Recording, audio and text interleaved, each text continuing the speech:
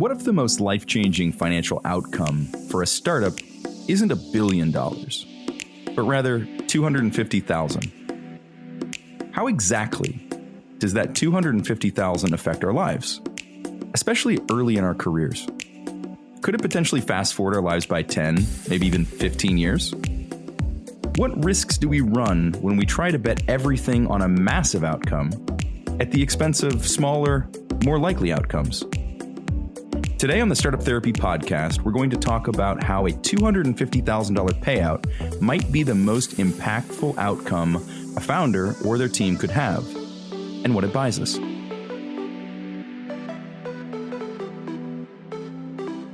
Hello, fellow founders. This is Ryan Rutan from Startups.com, joined by my partner, Will Schroeder, for another episode of the Startup Therapy Podcast.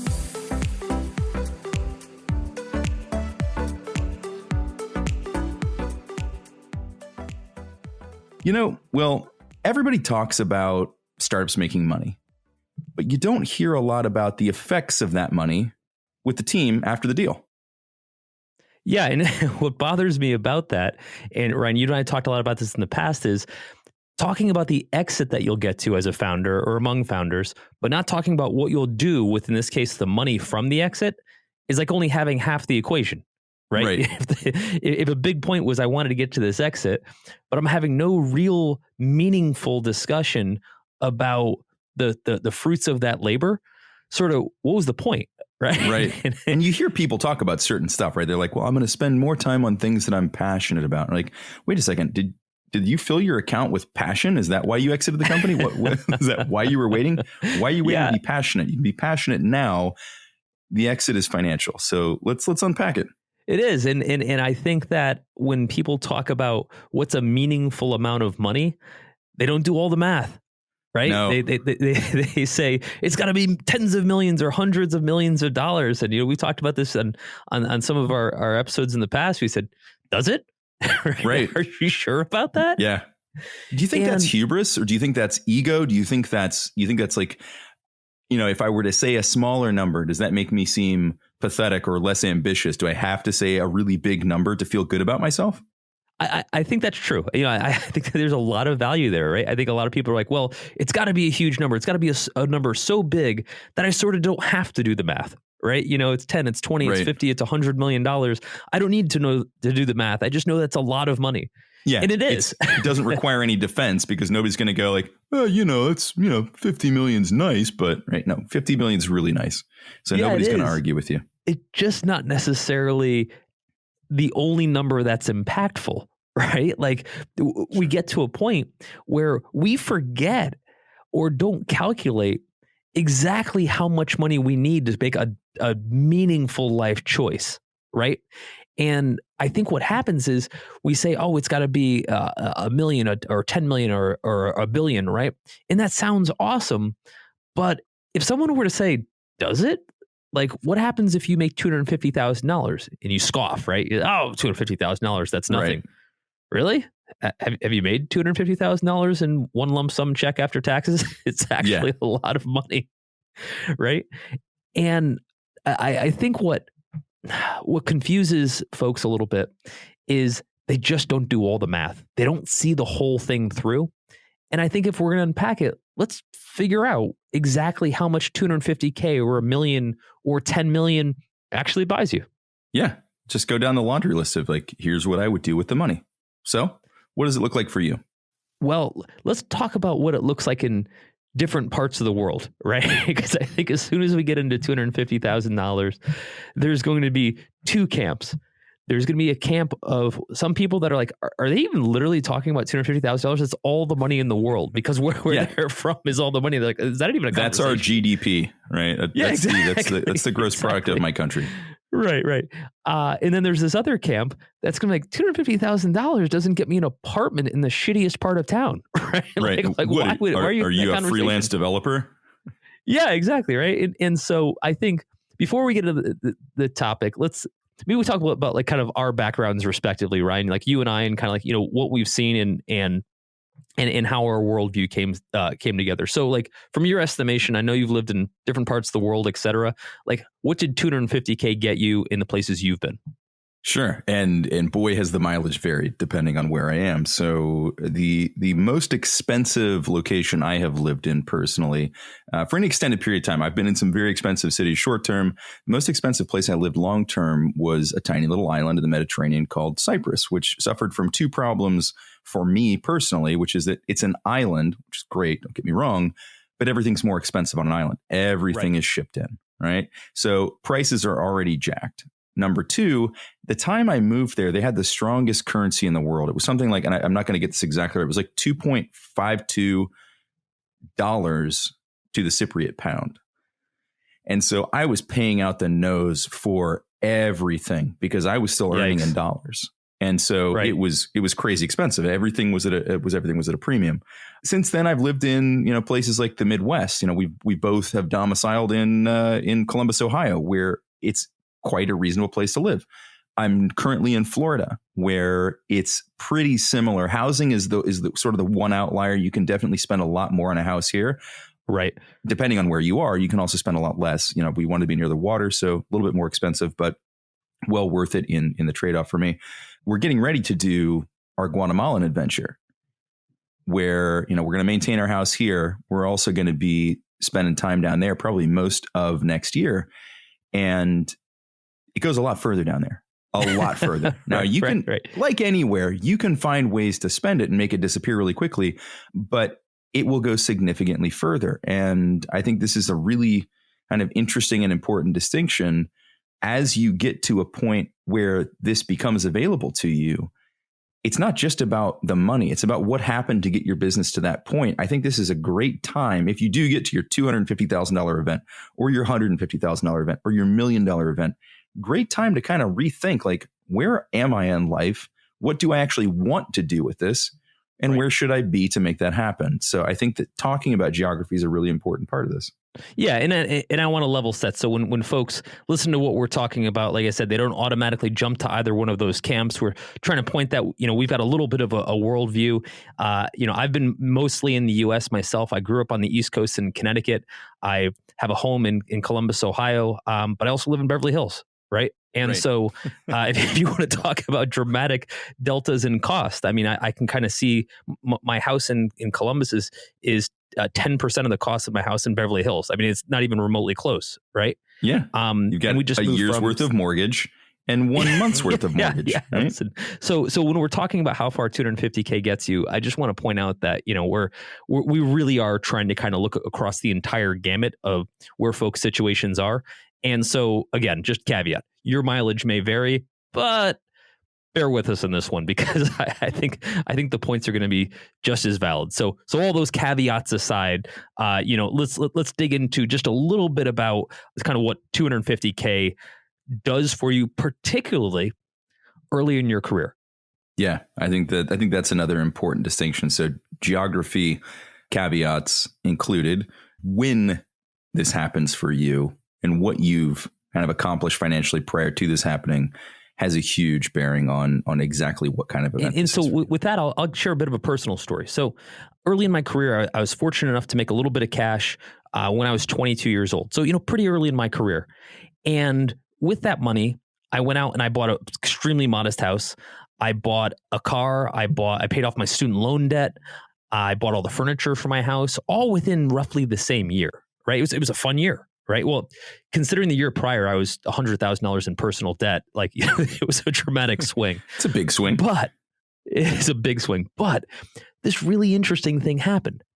I'm sitting in my house and I've made endless trips to friggin' Bed Bath and Beyond, if there's time. And all of a sudden, the next month comes and all the stuff that I was normally spending money on, whether I was trying to, furnish the house, whether I was trying to put money down in a car, whether I was trying to buy the house, was all taken care of. Yeah. And what was interesting your revolving payments, some of them just disappear. It was amazing. Right. And all of a sudden, I kind of get my next paycheck and I'm like, boy, all of the places that this money was going to go no longer has a reason to go there. Right. And it had this amazing effect where I was like, wait a minute, I'm only 22. For the next 10 to 15 years, I had planned on taking all of the extra cash that I could possibly save, and let's face it, when you're young, you don't save much cash, and put it toward getting some furniture, getting a couch or trying to get a car or trying to someday pay back my student loan debt. Furniture that look like they belong in the same house. Oh my God. Yeah. And all I could think was, every month figure, if I had a typical job at that age, I was an internet founder, so I had kind of disproportionate cash. But if I had a regular job, maybe I'd save a few $100s per month, for the first few years. I'm so consumptive. You need literally everything, right? And after student loan bills and everything else like that, I wouldn't have much left over. So the way I saw it was, for the next 10 to 15 years, every extra dollar that I have is going to wind up going to one of a few places. It's either going to go toward buying a house, it's going to go toward a car, it's going to go toward debt. In my case, it was mostly student loan and credit card debt. And it's going to go toward furnishing a house, something nobody ever talks about, but it's this like endless torrent of trying to get your house, finally up to speed. Yeah. But all of a sudden, like magic wand style, all of those things were taken care of. And all of a sudden now, every dollar that I got in was actual investable / disposable income for the rest of my life. Yeah. Right? Yeah. It puts you on a completely different plane in terms of your thinking, your stability, your risk tolerance, all sorts of stuff changes at that point. And here's what was the most interesting part about it. In my case, it was less than $100,000. It was less than $100,000 in a one-time lump sum payment to forever change the trajectory of my life. Yep. Right? Now, if someone had told me when I was starting a company that one day you might get $100,000 in a lump sum payment, like it doesn't sound like a lot of money at all until you actually get it. Right? And so, when that balance goes from, I know I've got $1,200 in my account and I know where 3 times that much needs to go, to I've got $100,000 in my account. It's life-changing, right? It's psychologically, practically, emotionally, everything changes at that point. Right. And so it's not just, we talk about the founders getting a payout, but it's not just the founders. It's also the psychology of the team members, the employees getting a payout. We're like, well, my stake's only worth this much. I'd only make $250K. I was like, have you ever made $250K? Like, it's actually changes everything. Yeah, it does. And so let's break it down. Let's say that for $250K, and let's just for argument's sake, say it's post-tax money versus pre-tax money. Let's talk about what it buys you. First and most common thing I would argue is going to be down payment on a house. Yeah, I think it's a good one. It's a big one. And it's a milestone that most people have already set. Correct. And especially if you're early in your career, it's probably, your first house. Median home in the US is around $200,000. But let's say we were buying a $500,000 house. Again, in some parts of the country, those don't even exist, right? But for the most part, and certainly outside the US, that's not uncommon. So let's say we're putting 20% down on a $500,000 house. That puts us at $100,000 of our $250K, right? Probably the biggest single swing we would make, but that's in some parts of the country, like in Columbus, Ohio, that's a hell of a lot of house. And by the way, Columbus is like most cities in the US. Yep. Next thing we want to put a car in the driveway. I wouldn't recommend this. And as a guy who started swapalease.com to get you in and out of car leases, I would never recommend paying full price for a car, cash. But let's say you wanted to, you want this dream of not having a car payment. And you wanted to roll in style. You wanted to get a BMW, let's say like a 3 Series BMW, right? And you paid $40K in cash for it. Okay. Terrible idea, by the way. By all means, don't do that. Yes. Right? But let's just imagine you did, right?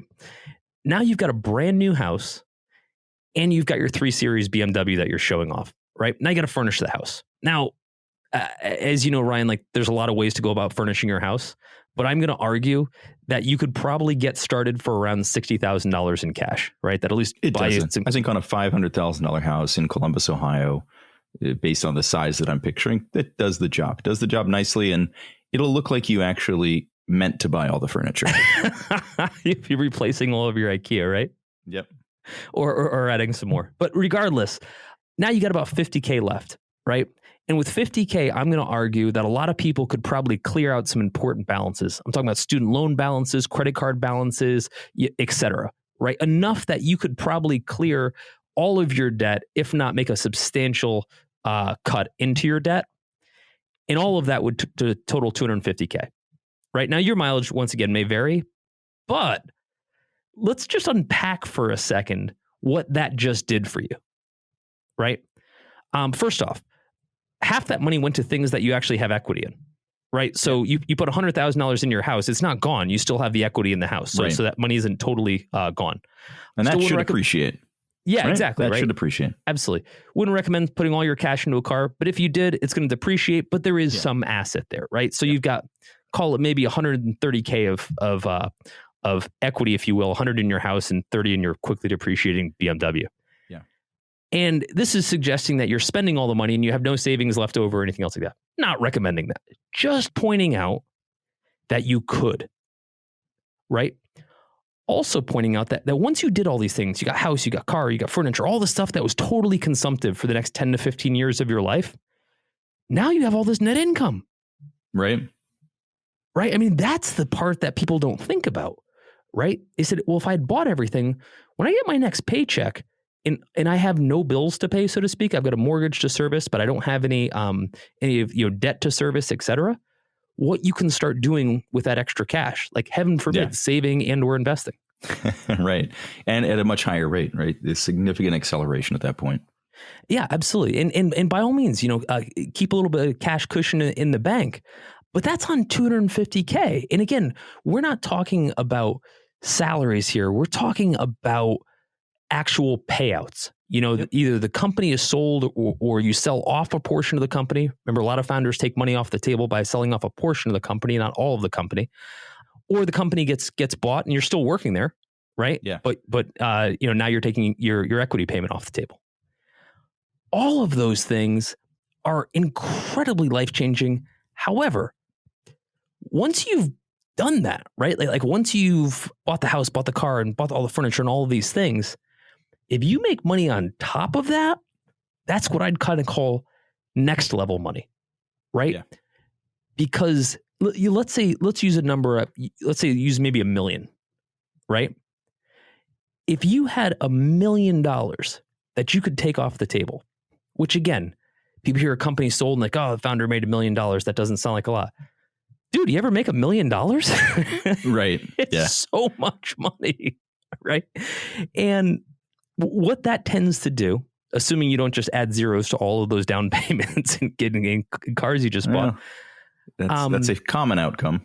Yeah. But it creates a cash cushion, right? And it starts to give you this nest egg that, most importantly, again, let's assume for a minute, you've got that $1 million and you've used maybe a couple $100,000 to buy some of the things we were talking about, and you've got, call it $700,000 plus left.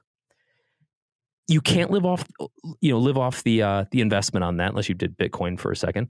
But the right time. Yeah. But what you can do is probably solve nearly any cash problem you're going to run into for the rest of your life.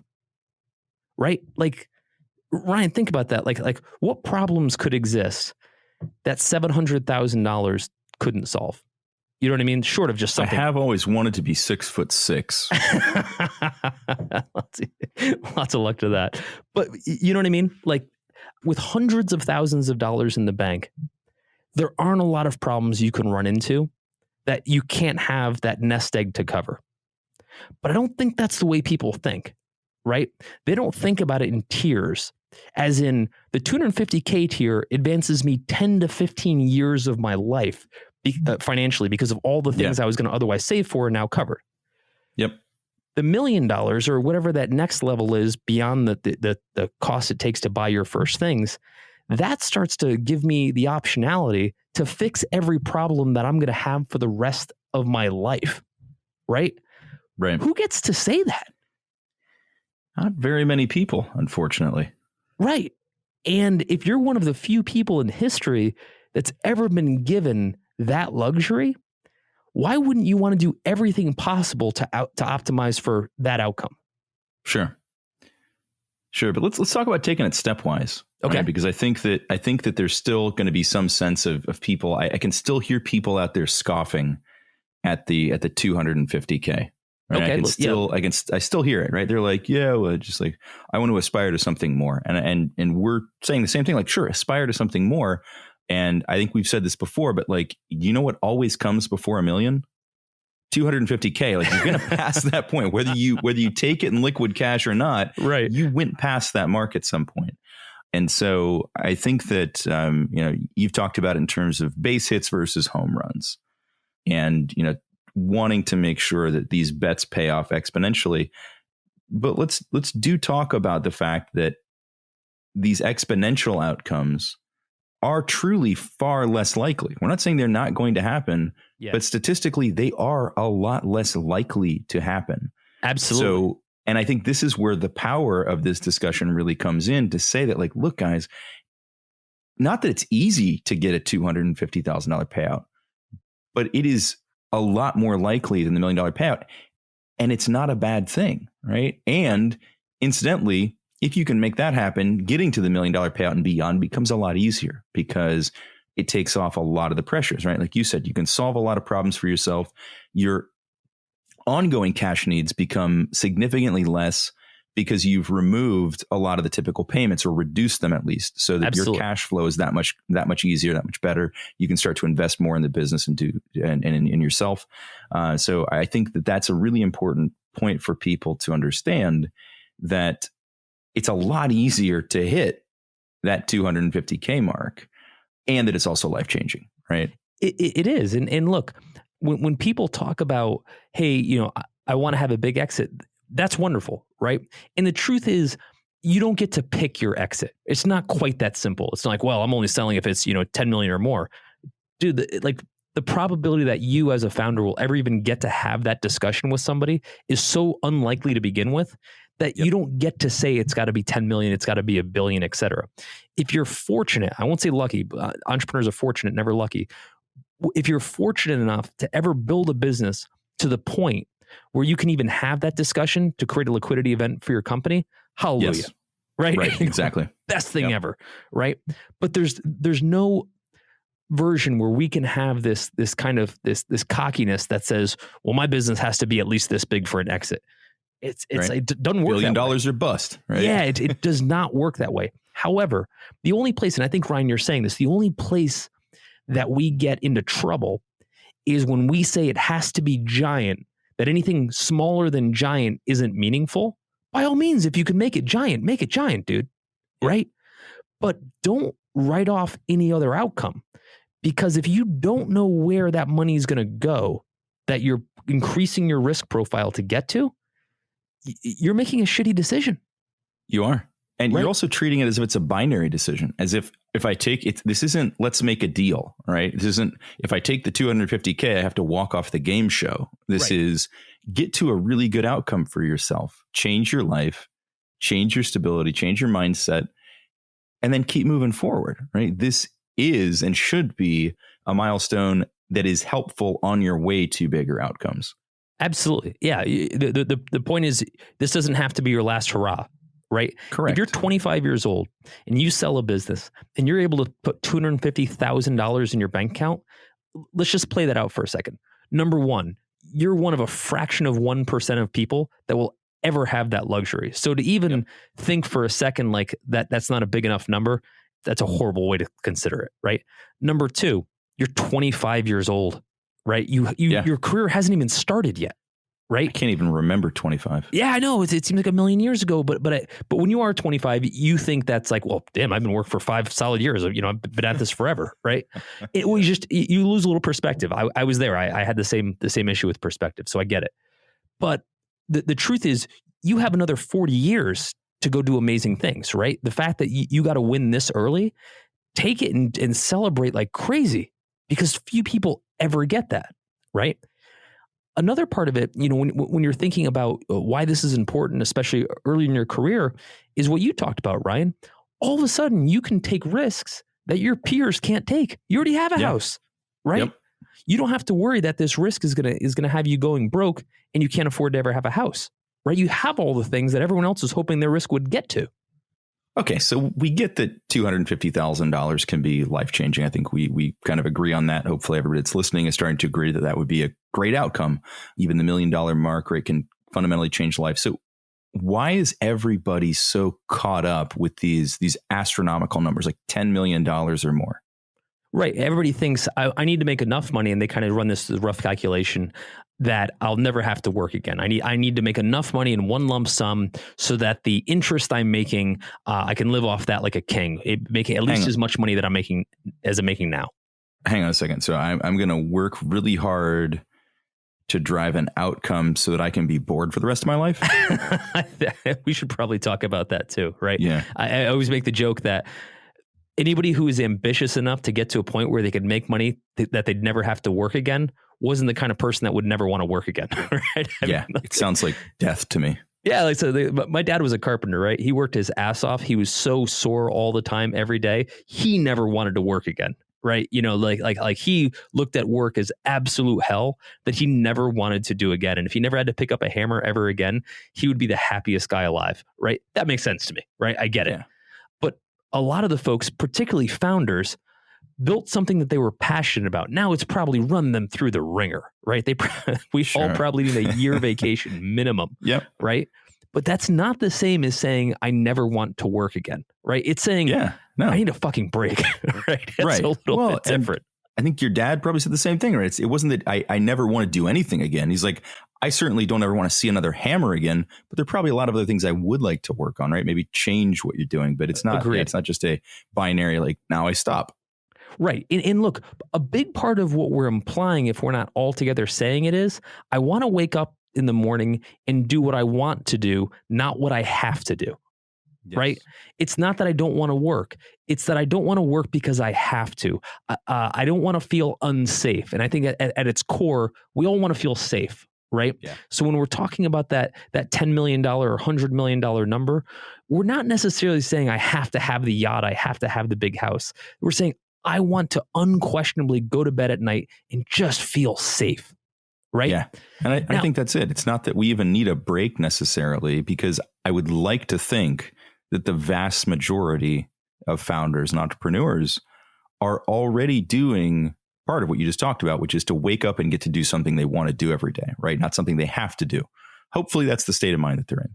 Of course, that changes over time. And certainly the longer something takes to get to a point where you can ease off the gas a little bit, can wear you out. But I'd like to think that the vast majority are in that situation. And so I think your point around security is absolutely on the mark. And that's really what people are striving for, is to be able to say that, like, at this point, I'm unassailable. I've achieved enough that I'm immune to most of the life circumstances that could otherwise unsettle me.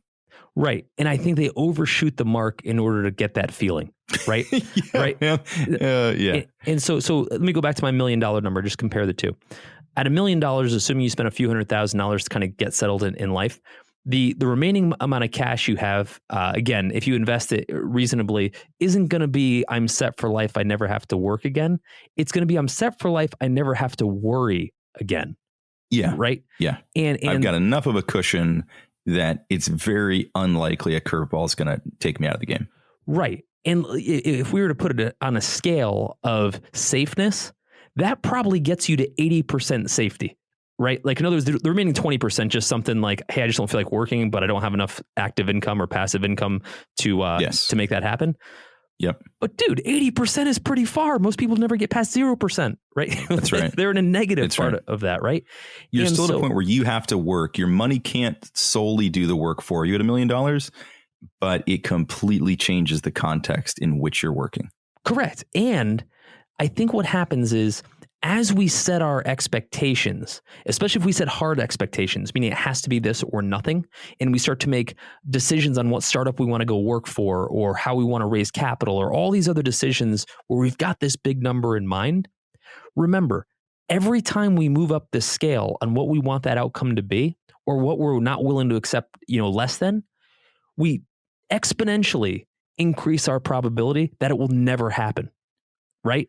So if 250K in a single payout puts you in the 1% of people that ever get a payout, 10 million probably puts you in the 1% of that 1%. Is that really all you'll accept?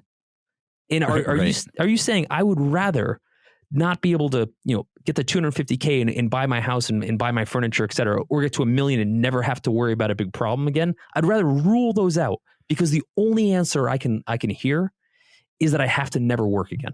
That just sounds crazy to me. It is. Well, it is crazy. And again, going back to this notion that they're not binary, those are not mutually exclusive outcomes unless you start to only aim for the big outcomes. And then I think you also, in addition to exponentially reducing your likelihood of hitting that outcome, you're also reducing the likelihood of hitting the smaller outcomes because you're not going to be thinking about them. You're not going to be open to those opportunities when they come along. It's going to change your thinking in such a way that those opportunities don't avail themselves to you. And so you're really setting yourself up for both a short and a long-term disappointment when you could have just been happy the whole time. You know, I had a buddy of mine about a year or so ago come to me, and really, really talented guy. And he was considering a couple different companies that he wanted to go to. One of the companies was within 1 year of going public, right? It was a well-known tech company. It was within 1 year of going public. The others were all earlier stage companies. They happen to all be venture funded companies with some top tier VCs. So there were some pretty interesting opportunities. And he said to me, he's like, I'm considering the one where it's a guarantee that my equity will get liquid because they're going to go public, but I don't get that much equity. You know, I'm on the tail end of this deal. Or these other deals where obviously I don't know what the outcome could be, but I absolutely think it would be a home run if it works. And my advice to him was, dude, take the money, right? I mean, if you go to a company and you can optimize for the probability that you'll actually get paid, take that job, right? Instantly he did. He's just finishing his beautiful new house in the lake, right? And he says to me, he's like, that's probably the right move. Guess what? Those other companies I would have taken the job for aren't around anymore, right? They aren't. And guess what? 25,000 more have taken their place, and those moonshot opportunities will always be there. Now he has that cushion, the stability, this different risk tolerance, and not just a tolerance from a psychological standpoint, because you can always just think risky, but being at that level where you have this risk tolerance and risk protection that he now has, he can play the game completely differently. It's funny you should say game, because what I was going to say is, you know, as you know, I'm an avid video gamer, and in video games, there's a concept of a game save point, right? You know, you're playing the game and you're trying to get to a game save point so you never have to go backward, right? Right. I don't want to repeat this. I don't want to repeat this. I don't want to repeat this. Exactly, right? Get to a game save point in life, right? My friend, what I was suggesting to him, said, man, get to a game save point, right? Take that 1 year where the company is going to go public, take that money, buy your house. Now you're at a game save point. You're at a point in life where you can keep playing the game going forward, but for once you never have to go backward. Yeah, right. You've got a backstop at that point. Exactly. And I don't think people get that, right? I don't think founders, because again, we've all been brainwashed that it's this all or nothing kind of grand slam mentality. And it's a dangerous mentality because that narrative needs a little bit of sobriety to it. Oh, for sure. And, so let's talk about that then. Yeah. Let's dig into setting your expectations and kind of metering those against reality. Right. And so here's the first gate I would use on expectations. There's a 99% chance you're going to come up with nothing at all. You know, there's no version of this slide ruler where you say, well, I'm going to add a little bit more risk and because I want a little bit more money, like it's a game show, right? It doesn't work like that. Yeah. Or your Prudential account. Yeah, exactly. Right. You have a 99% chance that you're getting nothing out of this, right?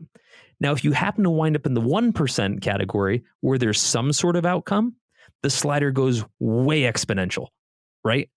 If you can even get to the point where you ever sell something, at the bottom of that 1% slider are the people who will sell for anything. You know, they'll get $50,000 off the table. Yep. At the top of the slider is the guy that got billion plus. There's like 5 guys at the top of that slider, you know, at any given year, right? So it's a very oddly shaped pyramid. Yeah, exactly, right? Like to think that you're going to just choose to be at the top because you really wanted it, not going to happen, right? Yeah. And so when we're setting our expectations, the first expectation has to be, I don't get to automatically assume that I'm going to make any money at all. I have to say, if I even get to that threshold where I can sell something, where I can cash out, even then, the more I try to make a decision that, I'm going to go for more, I exponentially increase my risk that I get nothing at all. Well, the funny thing about going for broke is that's usually where you end up. It's exactly where you end up, right? And so for me, when I try to sit down with my friends who are founders, and I got to tell you, like, all over the map. I've got friends who've made $50,000 and they're the happiest people in the world. I've got friends in the past year that have made hundreds of millions of dollars. They're pissed about it, right? Which blows my we'll have a whole other podcast about that. Yeah. Right. But my point is, in either case, their outcome was directly tied to their expectation. In other words, not the outcome of financially, I mean how they felt about it. Right. Oh, yeah. If everyone tells you you have to be making hundreds of millions or you're a failure, then you're going to feel like a failure. If none of your friends have ever seen $50,000, as far as they're concerned, you're a billionaire. Yeah, that's exactly it. Which leads me to my last point that I just want to make. And it goes in the form of kind of anyone who says $250,000 or any other amount isn't a lot of money probably doesn't have it. Right. And I see this in startup forums. And I see, hey, an exit. Oh, that wasn't a big exit. That they only sold for a few $1 million. And what's funny is consistently who I rarely hear make that criticism are the people who actually have sold for that much money or have sold for more money. Right. Yes. It's so easy to say, oh, that was a tiny outcome. Guy only made $250K. Right. I would have waited it out. Right? Yeah. Yeah. And I always think to myself, man, if someone gave you a briefcase with $250,000 in cash in it, you wouldn't be pushing it back. Your attitude wouldn't be, oh, that's just not a lot of money. I'm not interested in that kind of money. Don't you have a weekend bag? Yeah, exactly. You'd be the happiest person alive. Right. And so with good reason. It's enough money. Yeah. I've got, again, a couple founder friends over the past year. I remember having lunch with one of them and he's like, yeah, we sold for 25 million and I only took about 10 million off the table. And I was like, what? Only took 10 million? Like, I mean, he trust me, it was life-changing for him. He's a great guy. Right. And he genuinely appreciated everything that it did for him. So I don't want to make him sound undeserving. He absolutely earned it. And he was appreciated. Well, let's talk about why he said that. He said that because he expected everybody else to think that he should say that, right? It wasn't about how he felt about the outcome. It was about how he thought he should feel about the outcome in everybody else's eyes, right? Like, well, it was only 10 million, right? I got to say that because, well, it was only 10 million because somebody else sold a completely different company somewhere else under completely different circumstances and got a different outcome. Like, so what? Yeah, exactly. And I remember I was sitting down with him. I was like, dude, you never need to work again. Like, not in a meaningful way. Like you have enough money, not even just like a live off the interest thing. I mean, you have so much money that you could take a decade off, right? And not work. Right. And to his credit, he did understand that. But within the circle, of his influence and other folks, he got the sense that wasn't a big enough number. God, does that piss me off? I probably spent the entire lunch telling him why that was so much money and then hopefully sticking him with the check. Let's hope so. Yeah. But seriously, I mean, if you are so fortunate in this life to get to that exit one time, I don't care if it's 50K, 250K, 25 million, there is no shame in that game, right? Any entrepreneur, any founder, Ryan, that you and I ever meet that has ever had the good fortune to be in that 1% of people that ever sees that outcome, man, high fives all around, right? You are the man / woman. And so I think that the narrative around how income is kind of calibrated and what those outcomes look like need to be very, very, very different. Well, that's going to do it for this episode of the Startup Therapy Podcast. But in the meantime, if you love what we're doing, head over to iTunes and subscribe and comment. If you want to contact us directly, we're not hard to reach. Email us at therapy@startups.com. Will and I respond to every email that comes in. Please don't be shy. What we learned today is a tiny fraction of the help that you can get from startups.com. Whether you need to learn how a startup gets built, to find a mentor or raise capital, to find new customers, or if you just need to connect with founders who are dealing with the same shit you are, you'll find it on startups.com.